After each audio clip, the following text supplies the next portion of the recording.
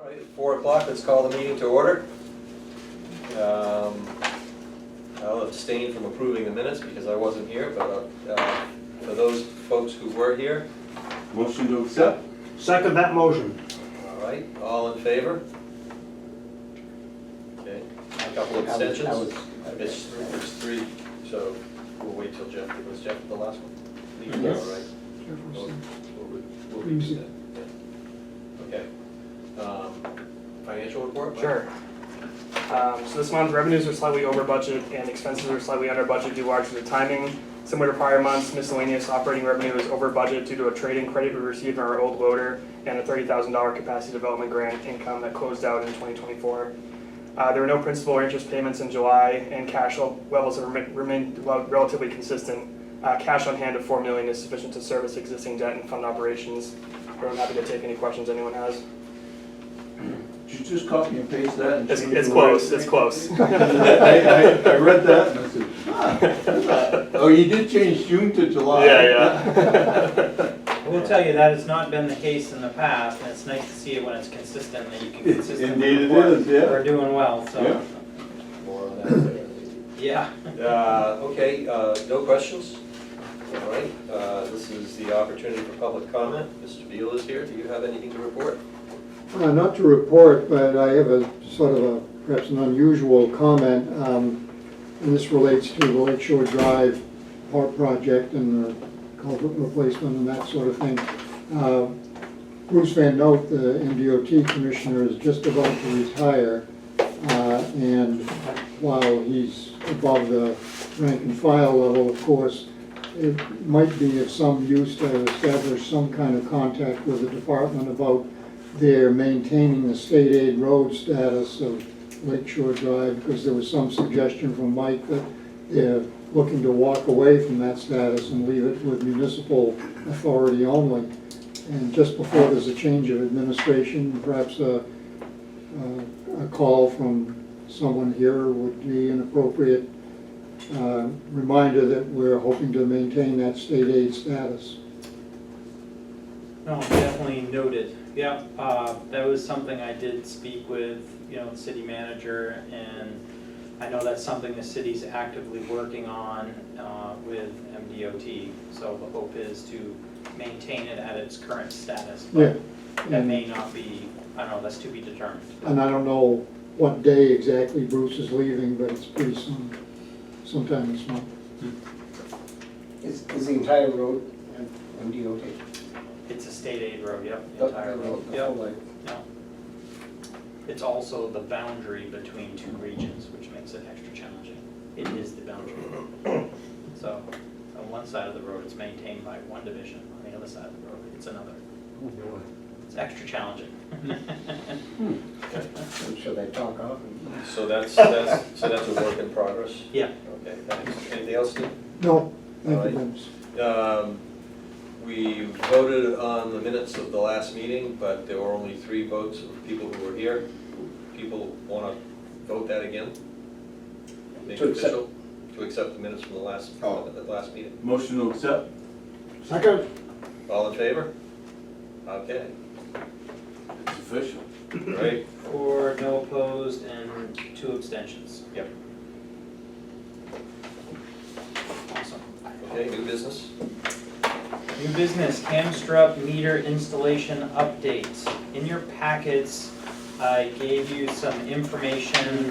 As you know, this year we've selected Hamstrup as our new meter for Auburn.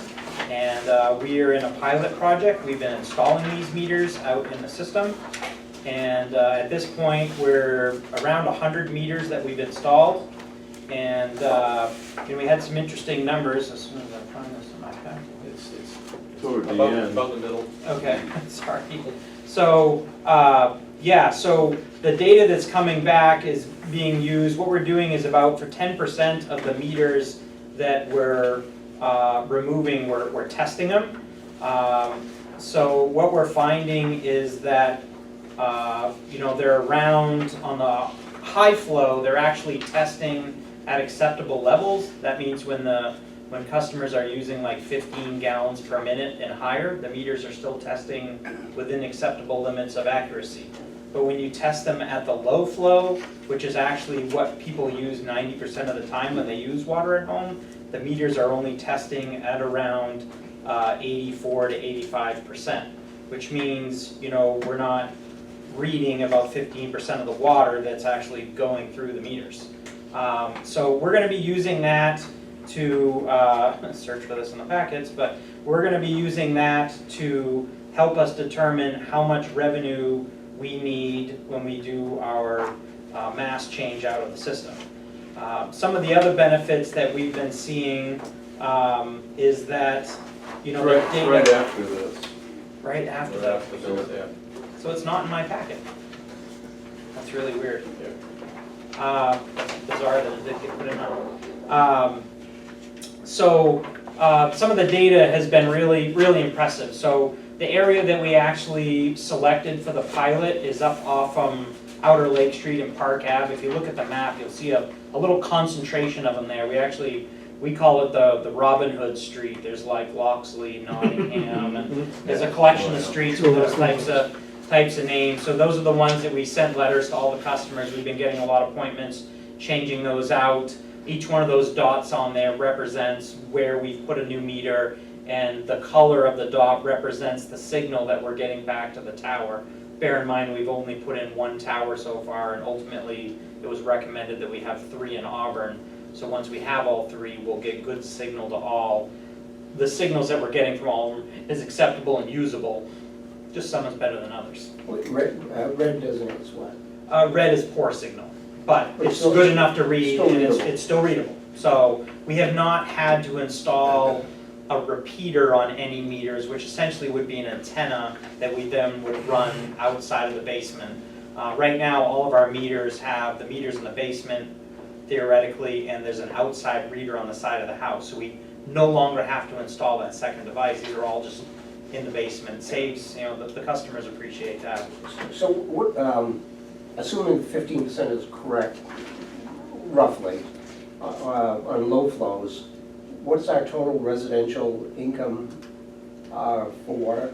So, yeah, we're gonna get into that in just a second. Okay, I'm sorry. No, you're good. That's a really good question. Save that for just a second. Okay. So, yeah, some of the data we're getting is really good. We're getting a lot of alerts that we've never received before, and we're really kind of excited about this.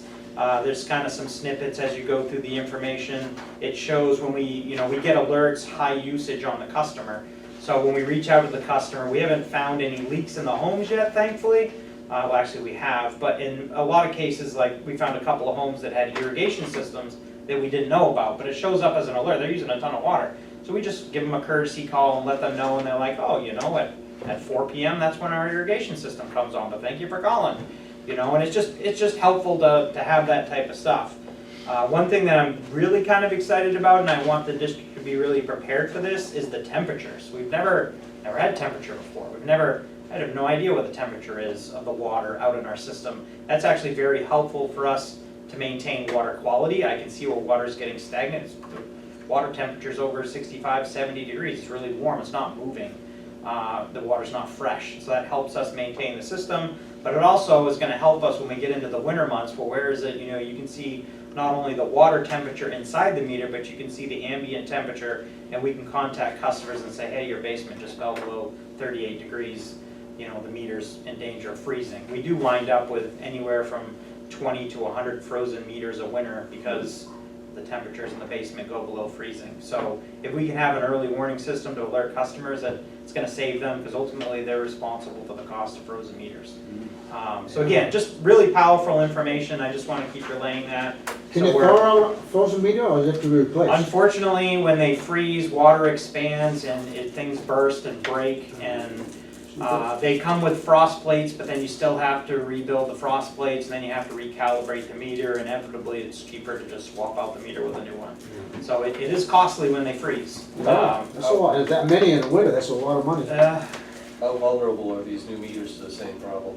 They're as vulnerable as the old meters. I would say I think they're a little better off because they're a composite plastic. As you can imagine, if you have something that's brass and it freezes, the brass is going to split. I think the composite plastic is actually a little bit tougher, and rather than the meter freezing and splitting, I think you'll see their piping on either side of the meter freeze and break before you'll see the meter. So I actually think they're gonna hold up a little better, but in the end, we wanna let them know if their pipes are nearly on the verge of freezing. So, so yeah, as to Tim's question, I did have some other information that kind of came about after the packets went out, so I'll just kind of pass that along. Thank you for letting me look at that, Dennis. I don't know why I didn't get that insert, but Tim will pass this around. So essentially, we had our meter vendor, we gave them the last 2 seasons of readings from these 5 customers. So, I mean, we have in our billing software, we can look up any address and we can give them the history of what their usage was in similar months. So they pulled the data from the meters for the month of July, and then they compared it to previous Julys and what the usage is.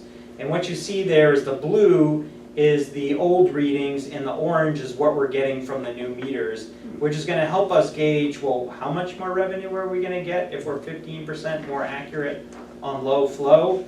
The only anomaly in this analysis was on the graph to the right. If you look all the way to the right, there's one that shows below average, and that was because, for whatever reason, those people must have gone on an extended vacation. They haven't used a drop of water in a 3-week period, so it's hard to compare the data to previous years.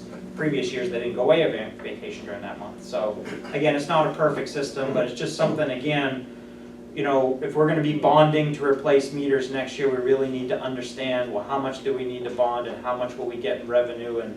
And so we're just, again, we're using this pilot to help us determine this between now and the end of this year. So that's really what I had to report tonight on that. It's just more of an FYI.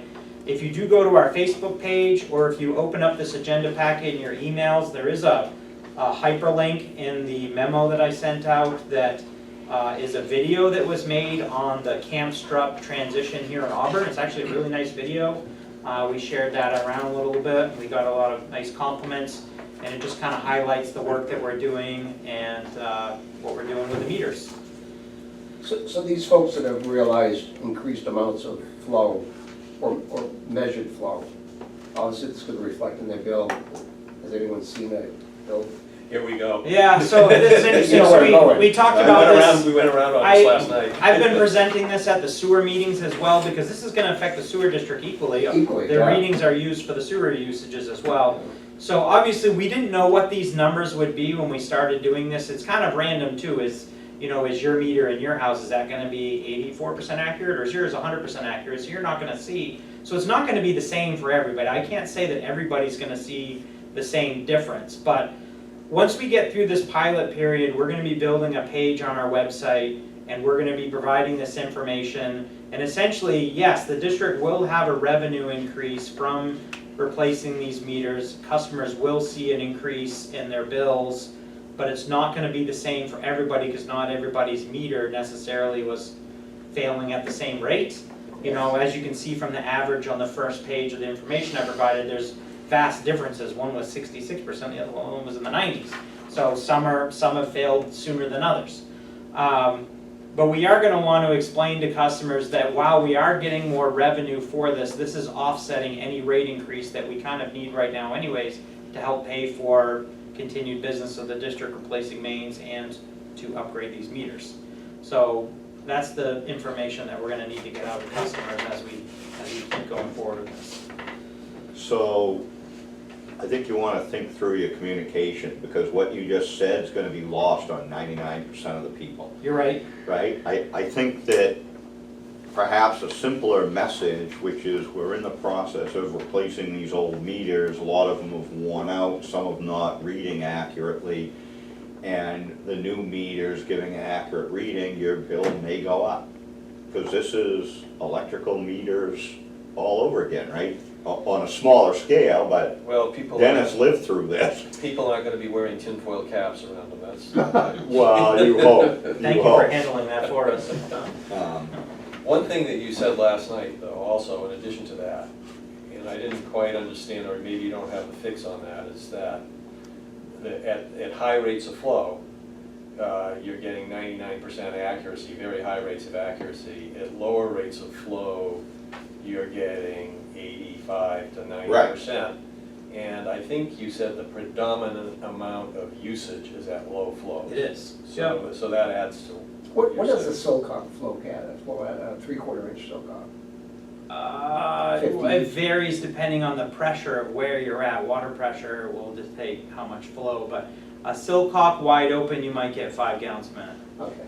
You know, essentially you're restricted by that frost. Depends if you have a frost free, if you don't have frost, it's kind of a loaded question, but you might get 5 gallons a minute. And I know bathroom fixtures and kitchen are 2.5. Right. So if you figure the average person is they're going to get a glass of water or their dishwasher's filling and you've got that 1 to 2 gallons a minute of water, you're in that low flow. And if your meter is, 15, 16 years old and is only 84% accurate, most of the time when you're using water in your home, you're essentially benefiting from a poorly, Yeah, the majority of people are always gonna be in low flow. they are. Yeah. That's really what I was going with that. And that's information that I'm not generating from that's industry averages, that's industry information that, is projected from the manufacturers, distributors. Okay. Beat it up enough. But you're right, the information is gonna be key, and certainly that's something that this board will see, and as we develop it, and, again, the plan is to have this in place by the end of the year, have this web page, be able to put inserts in with the bills, put alerts and links, so they can go watch the videos, see what we're doing, learn more about the meters, learn more about the alerts and the benefits. And I think when you really look at that, like one of the trustees at the sewer meeting last night, he owns apartment buildings, and he's like, this is gonna be so valuable for me because, you have no control over if you have a tenant that, how much water they're using. And you can set up whatever alerts you want as a property owner. You may all set different alerts on maybe you don't care and you don't set any alerts on your property, but you'll have all the ability in the world to create your own account, log in, you could see your readings every day, you could manage your water usage in your home so much better. So I think there's a lot of benefits there for people. And really, 10, 15, 20% increases in our water bill at the end of the day, that's $8 more a year. We're not talking hundreds and hundreds of dollars.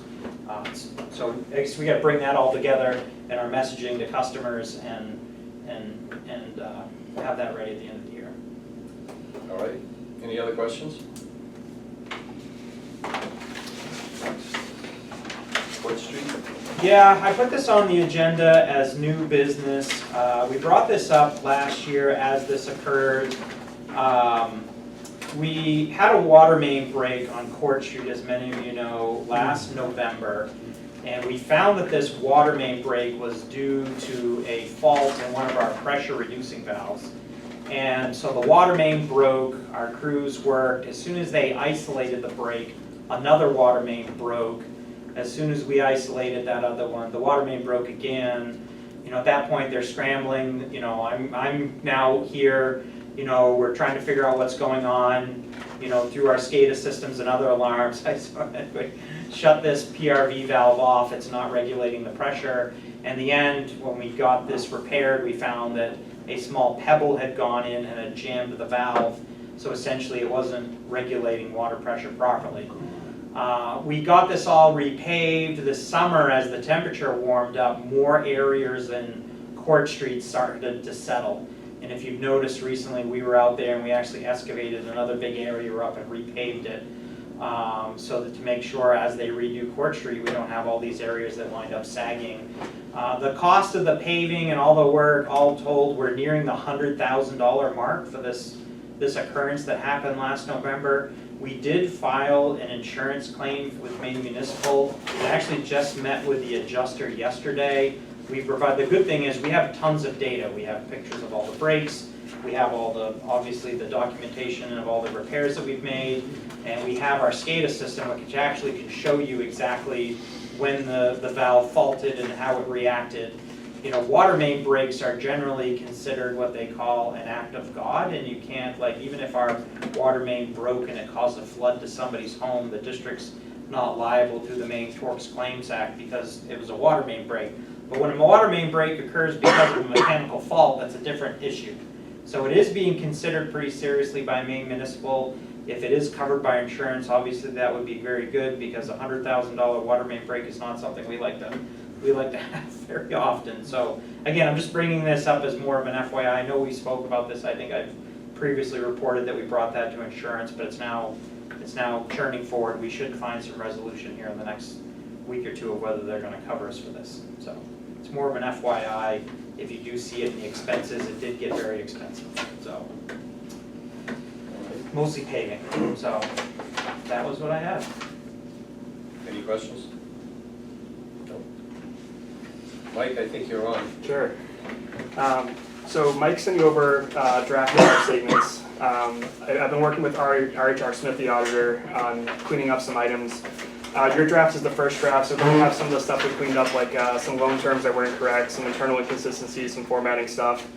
RHR has been great to work with. They sent me all of their mapping, and I could see how they're pulling the numbers and where they're coming from.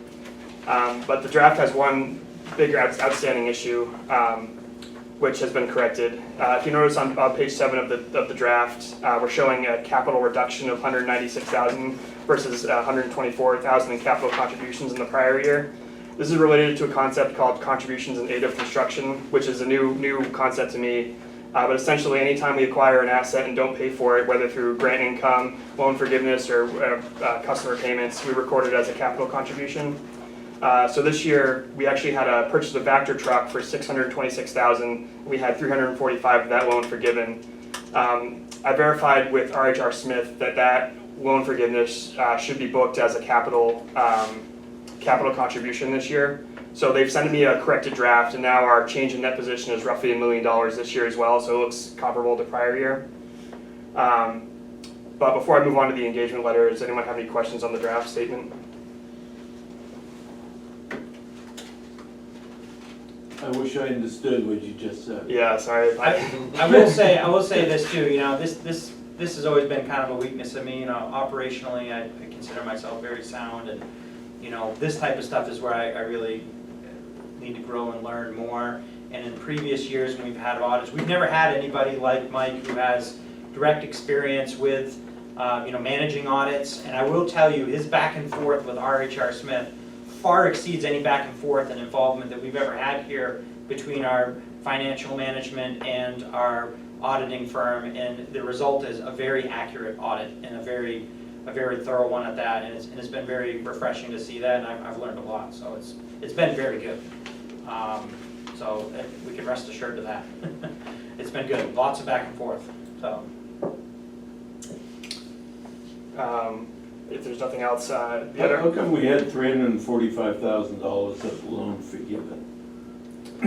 So we applied for a grant, LCRR, are you familiar with that, the lead and copper rule revision? Mm-hmm. So that was a big initiative last year. We had to submit a lead service line inventory by October. This is a big national thing, and there was a lot of funding given to the state of Maine to assist utilities with the gathering of this data.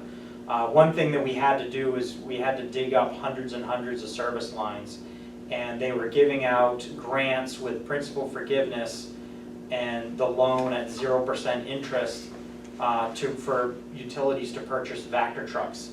So rather than excavating, digging a 10x10 hole, you can hydro excavate and dig a 12-inch diameter hole and accomplish the same thing, save tons and tons of money by using a different piece of equipment. So we applied for that, we received the funding, we got the truck, and we saved almost $500,000, which was, and that's just in the equipment costs, let alone the paving and the excavation. So it's huge. Great. So the other item is the engagement letter we received for the 2025 audit.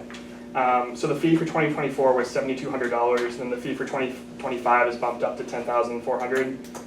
This increase is in part due to new quality management standards that accounting firms have taking effect in 2025 that will require more work behind the scenes.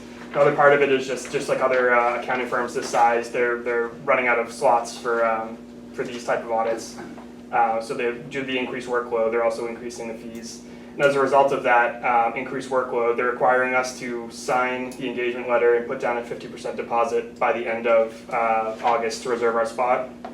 I know that the fees have jumped a bit this year, but in my experience, this is still a very reasonable fee for the work performed. My old firm would charge 2 or 3 times that amount.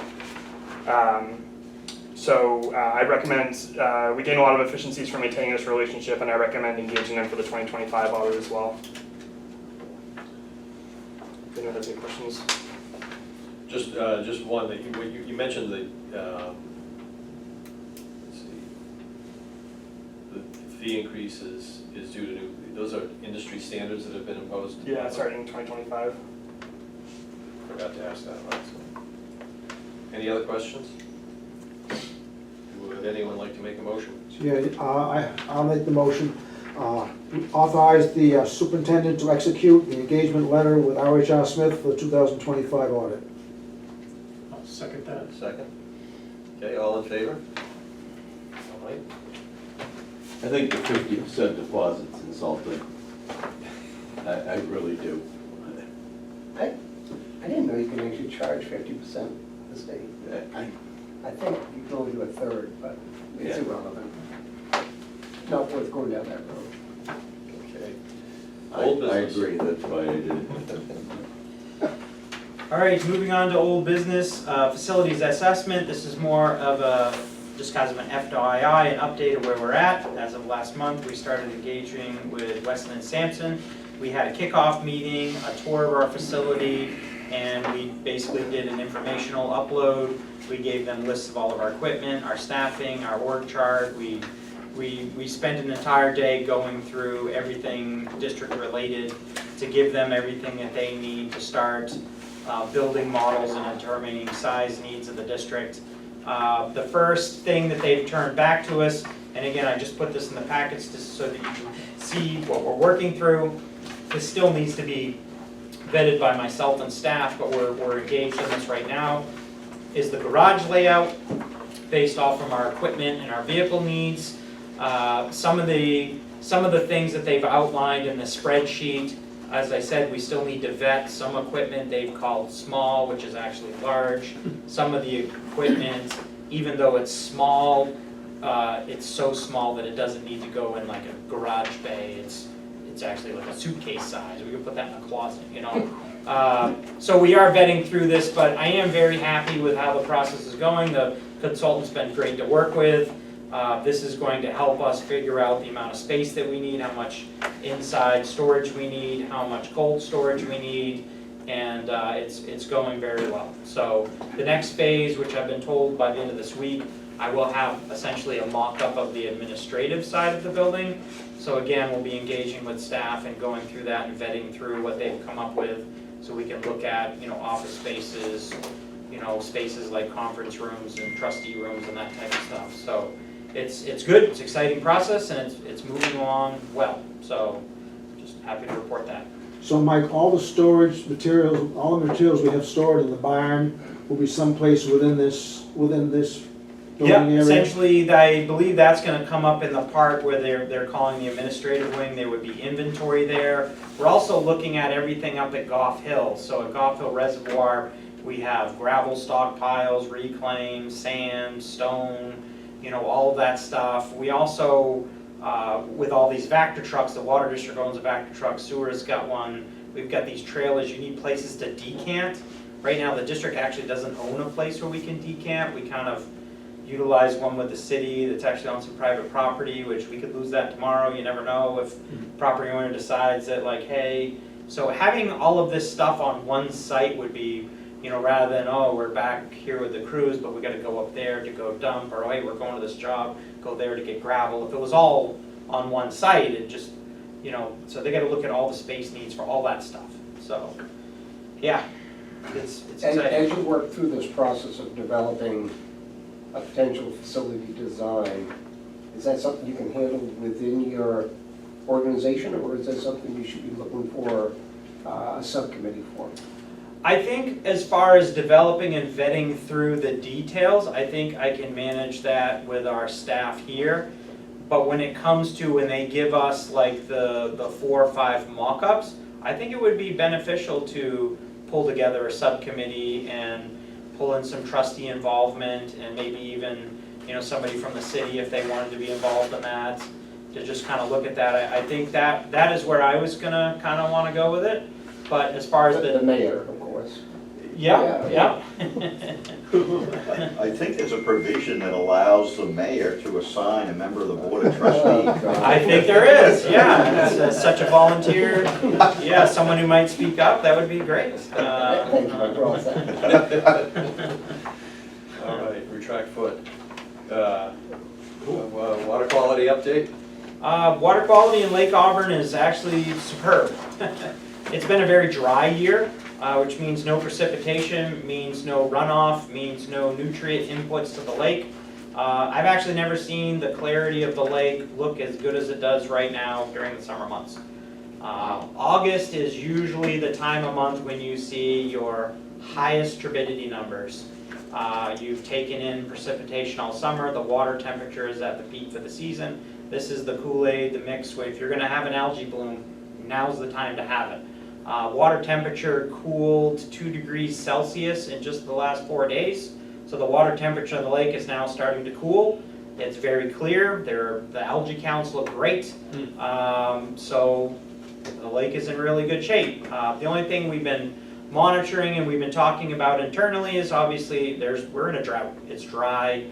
We've been monitoring. We are down from average, the elevation of the lake, but we're far from anywhere. I actually was getting calls from news stations last week asking if we were going to implement a conserved water order. There was some other towns in southern Maine that were actually at that point, but they took their water in from a brook, and the brook had run dry, and it's really not the situation that we're in. We are far from anywhere where we've ever seen record lows in the lake where we got all kinds of water. So water quality is really good, and we're excited with where we're at. So. All right, the MPI? Yeah, update on the Lakeshore Drive MPI. That's actually progressing really well. Wright & Pierce has been out there quite a bit. They've been doing the preliminary survey work. They've been doing some core drilling. They are gathering their data to start their design on the new structure. So that project, now that we've finally got that going, it's progressing really well. So I'm excited by that.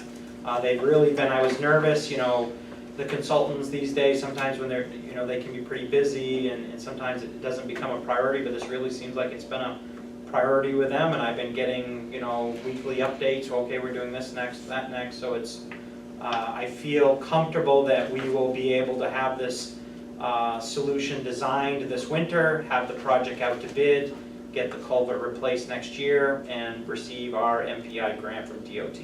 And I did, to a comment made earlier, I did confirm with MDOT, even if the ownership or maintenance requirements of the road were transferred, we were already awarded this grant. So no matter what happens, I've got a signed letter, they promised us the money, they can't take it away. Yeah. 345,000 twice. Yes. Auburn and Lewiston. Yep, essentially 750,000, half of the project, so, and we split that with Lewiston. Yep, so that's that. Okay. All right. Next study, just again, another FYI update. We've been working with CDM Smith. I did include the packet in case you're curious, you want to know what we're up to. The biggest part of understanding when we would need filtration and if we should move the intake, the biggest thing is understanding the water quality in Lake Auburn, and we have really developed a very robust sampling plan. So we have vetted this out, we've made it official. If you're curious of the sampling that we're going to be doing, it's all outlined in that plan. A lot of this will be weather dependent, but a lot of it is the perimeter samples that we take once a month, adding iron and different constituents to that to try to understand the quality and health of the lake. Any incurred costs from the additional sampling we're going to add to the project cost, so it's not going to overrun our normal sampling budget because we budgeted for this project. This is part of the project. So yeah, it's worked itself out really nice. We had to really, a lot of people see us, we get calls all the time, the district is not, the fire department saves lives, we provide water and we take samples on the lake, but we don't risk life and limb to go out on the lake to take samples, right? If the wind on the lake is over 10 miles an hour, we don't go out there. Understanding what happens with the turbidity or the clarity of the lake during wind events is, the consultant really was hammering on us, well, during turbidity events, you need to get out there and sample. We're not going out on the, when the wind's blowing 40 miles an hour, we're not going out there. It's not gonna happen. So we, we had a little bit of back and forth discussions on that, but I feel like I was able to settle that this week, actually on Monday. Look, we're not going out there over 10 miles an hour. We just have the average person's pontoon boat. We don't have some super boat that, prevents us from sinking. So, anyways. So, but yeah, we have a great plan, and this is gonna give us the data that we need to make our determinations. So, the project is going well, so. Cool. Last one on old business. Yep. No, I don't think no questions? Perfect. So the next one, if you remember a couple of meetings ago, we had a resident come in who had bought a property that abuts our Goff Hill Reservoir, specifically the entrance to the reservoir. And there was we have an altitude valve and some parking for the altitude valve that is adjacent to this residence. And I had never known that parking was actually owned by the district. I always thought it was part of the residence. But since they've kind of inquired about this, and I've looked at the survey data, that's actually our parking, we put it there for the altitude valve, but they've been using it.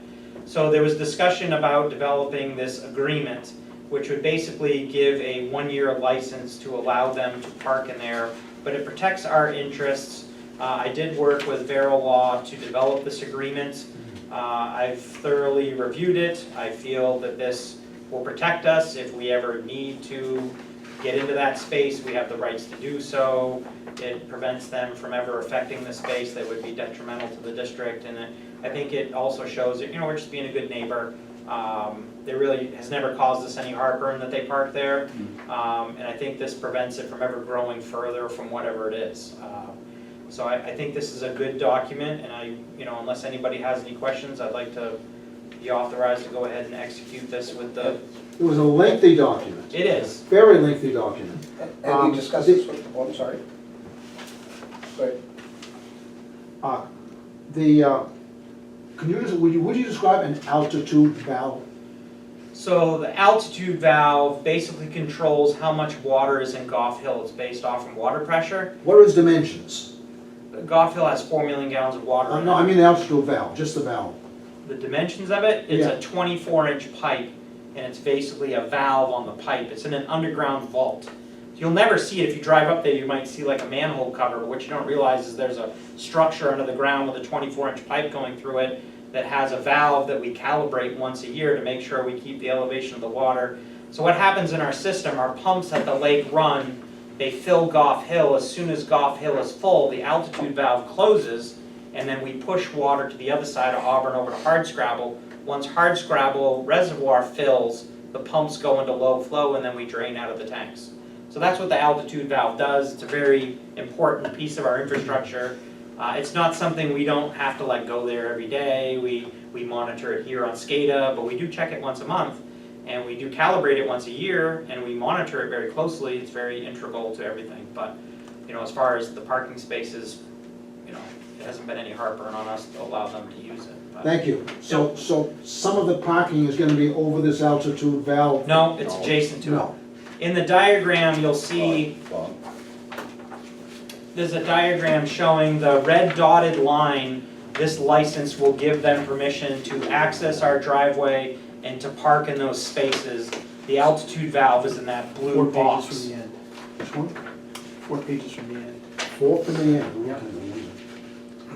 Mike, have you discussed this proposal with the owners? I did not. I wanted to make sure that the board was okay with Got it. doing this. The last communication I had with them was at this meeting where we said, the board said, Mike, work with the attorney, develop an agreement, and that's what I've done. Okay. And lastly, assuming this all works out, Thank the you. agreement could just be signed year after year. Yes, We don't have to modify it. right. Yeah, there's a provision in here that with notice, they can extend it. Yeah. Any other questions? Would anyone like to make a motion?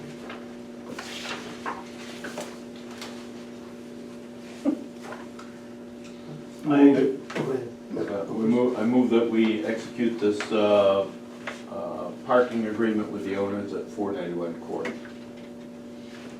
Second. Okay, all in favor? Right, There you go. awesome. I'll present this to them and we'll execute it if they're willing to do so. If they say no, well then what?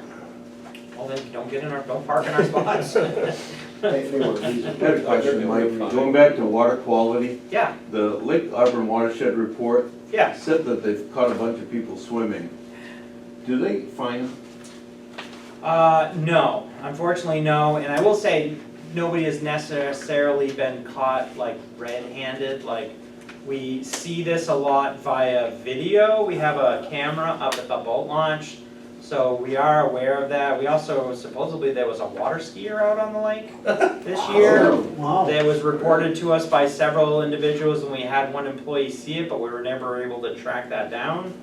So, I mean, it does happen, and people are given a stern warning, but we actually don't, we've never followed through, like, and I don't know if I should say this on camera, I don't know, while we have an ordinance that says that we could do this, I don't know the actual, like, how do I, or us as a district, go Fine about somebody assessing you a $2,500 fine? Can the police department issue that? I don't think, it's not a, I'm not a, we've never pushed something to that far. Normally when you confront somebody with something like this, they go, oh, you know, and we've given people written warnings, like you know, Okay. and that has effectively corrected the behavior. I think if you had something that really Was pushed the recurring, boundaries, that it would really, you know, if somebody knowingly knew they, you know, obviously water skiing on the lake, they probably should have known that. You can't say there's not enough signage, you can't say that it's not known throughout the community, so how this keeps happening is, it's always surprising, but, Okay. yeah, Is there a limit on the horsepower of the motors in the lake? I believe there is. 8 horsepower? No, No? it's like 200. Oh, jeez. Yeah. You can't have any boats with facilities on board, so you can't have a boat with a head, meaning a bathroom. So that's not permitted on Lake Auburn. There's a whole list of things. You know, kayaks and canoes have to be of a certain length, have to have spray skirts. There's a whole laundry list of rules. So motorized, power boats, motorized boats are allowed, Oh, yeah. Oh, yeah. Oh. not just The paddle. fishing boats are all powered. Pleasure boats, there's pontoon boats out there. People use the lake. I'm not a fisherman, so. No, So Mike, the district does not have summonses? not that I'm aware of. Because my assumption would be that any employee could summons someone because the water district has the authority. Right. You know, given their legislative charter, and you have this ordinance, in effect, an ordinance that has the effect of a city ordinance. The problem's gonna be the mechanism to do this. You've gotta have summonses, somebody's gotta understand how to do it, you've got to take this to district court if they don't pay. That's what's never been done here. Right, so, on the other hand, if the city has a companion ordinance to this, right? So, if there was an egregious violation, occasionally, you'd be better off seeing if you could get Auburn PD to come and issue the summons, because they already have summonses, they know how to do this, they know how to handle ordinance violation. So when you next meet with Phil, you might talk with him about, hey, you know, because I have people from time to time complain to me about, you know, there's all these water, you can imagine the crowd, right? There's a certain crowd, and they want to build housing, and they keep complaining that, well, you're letting people swim in the lake, and nobody does anything about it, so, but I agree with you, most times, they don't understand what's going on, and, but you might talk with Phil and say, hey, if we have an egregious violation like a water skier, how should we handle this, and can we just call the PD and have them issue the summons under the city ordinance? Yeah, no, I've written that down, I'm gonna follow up on that, because we've asked this question internally. I mean, we have a fairly new watershed manager. She's asked me, I've given her the same response that I gave you. I said, well, we have the power, we have the authority. I said, but we've never, Yeah, that I it's- know of it's in the the history of the process. district, we've never developed or gone through legal to have this process laid out of how we would actually do this. You know, I don't have a summons book, I can't just, you know, until we develop that, or we find an avenue, that I'll would bring be. it up at the watershed protection meeting too. Oh, that'd be good, Yeah. yeah. If a district person, like you mentioned about, was to issue a summons, I'd be concerned about the safety of the district person in case they come up against someone who wasn't happy, pleased. That's why I think law enforcement would need to be issuing it. Definitely agree, and, yeah, it's especially with somebody who is, you know, doing it intentionally or knowingly, you know, that's. I think- Well, yeah, or multiple times, right? Right. Most of these people, you know, you should probably keep track of people We you never do, want we to. do, yeah. Right, and I'm assuming most people you tell them and then you never see them again. Yeah, we've never had a repeat Yeah. offense. If you have a repeat person or something egregious, then, you know, you should probably, you could have them summoned. Are there any sandy beaches on the lake? Yeah, Lake Shore Drive. Yeah, there's one off, Woodland Lake- Spring too. Small So- one. Yeah, It's yeah. kind of rocky, but Also, I'm going too deep. We shouldn't take that from off the camera, Aaron.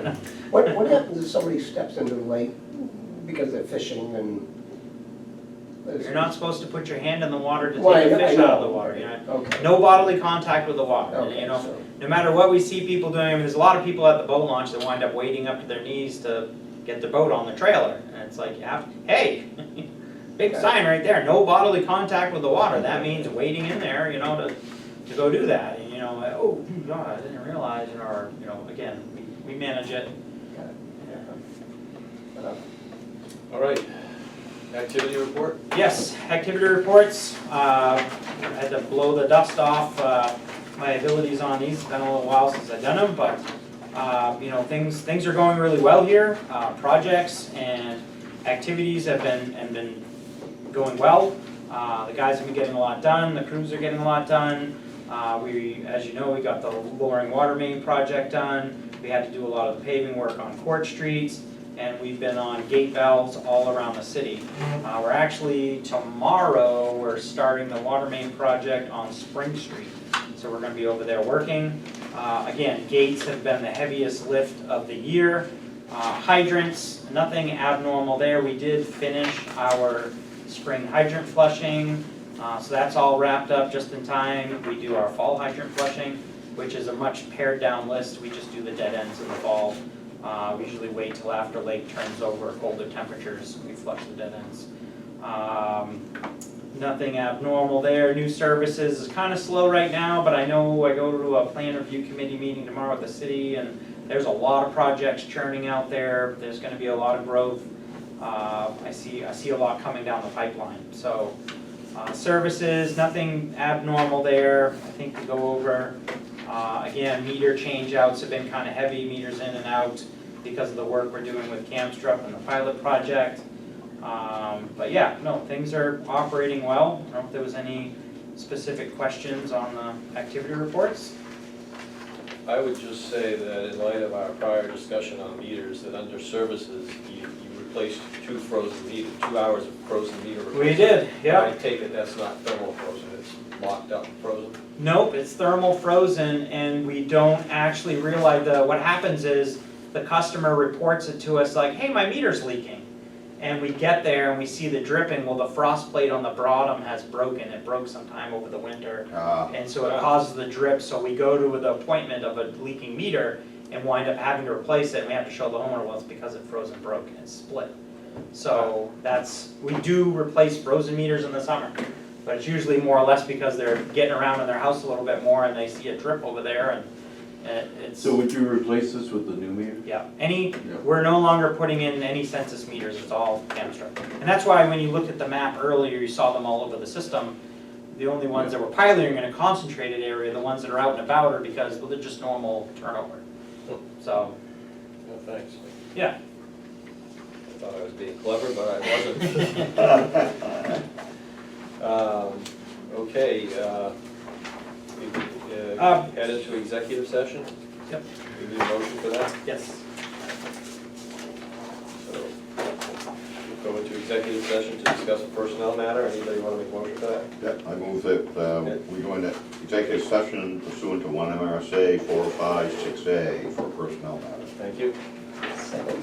All right, all in favor? All right, thank you. Thanks, Mike. Thank you. Thank you, Ben. Thank you, Tiffany. Thanks, Tiffany. Yeah, that. Okay, camera's back on, meeting's back, 5:15 PM. So. Is she on overtime? Trustee open session, if there's anything anybody wants to bring up. Bob had a question. That I think item you that were- I I think mentioned? Mike was gonna talk about it. Yeah, so this came in after I sent the packets out. Every year, we get a dividend check from Maine Municipal if in the event that we had a good work experience for workman's comp.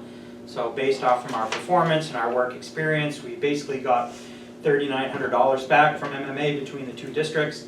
About 4 years ago, the trustees adopted a policy of essentially every year I need to bring forward to them the amount of the dividend, but accepting that it's not, we didn't get like $200,000 back or some number that's, generally these dividends are between, $5,000 to $6,000. This year was a little less because we did have a small claim. Essentially, we turn this money back to the employees. We have a barbecue, we buy a small token, a safety shirt or something like that that says, thank you for working hard, and then usually there's even some left over. Everybody, 27 employees, everybody gets a check for either, depending on how much we spent on the lunch and the t-shirt or whatever, anywhere from 50 to 100 bucks saying, hey, thank you for working hard. So we did approve that a few years ago, but I was told that, well, we don't want to just say give it back every year, bring to us what that dollar amount is, and as long as it's not something that's abnormally high, we'll continue with this practice. So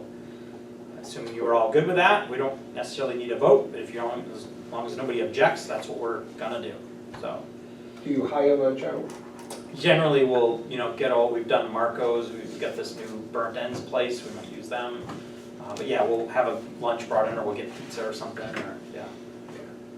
Yeah, it's a great policy, but because the money used to go, or just go back into the general fund. Yes, But this now goes back to the employees who are working safe, and they're coming for that money being coming back to us. Why we They're got the working dividend, safe, so it's the full circle, right back to the workers again. yep. So yeah, that's all I have. Thanks. Motion to adjourn, I move the adjourn. Second. all in favor? Thanks, everybody. Thank you, Mike.